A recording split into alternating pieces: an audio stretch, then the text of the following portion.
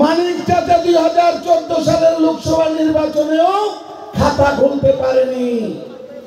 তারপর আসলো 2015 সালে দিল্লির বিধানসভা নির্বাচন, সেখানেও চাচি 420, ওই চীনের চাচা দুজনের জিরো ছিল বন্ধু, ঘোড়ার ডিম পেয়েছিল।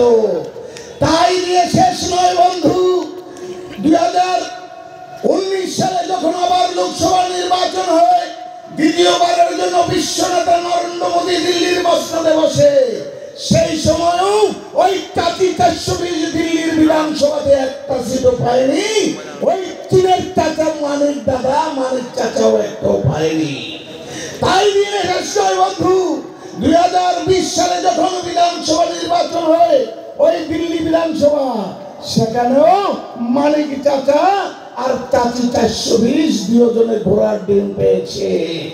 এইবার আসুন 2024 সালে যে লোকসভা নির্বাচন হয়েছে, তৃতীয়বারের জন্য বিশ্ব নেতা যখন আবার দিল্লির মসনদে, তখন ওই দিল্লির বিধানসভাতে এলাকার মধ্যে একটা সিটও ওই বিদেশি পায়নি। তার সাথে ওই চীনের দালাল মানিক চাচাও একটাও পায়নি বন্ধু।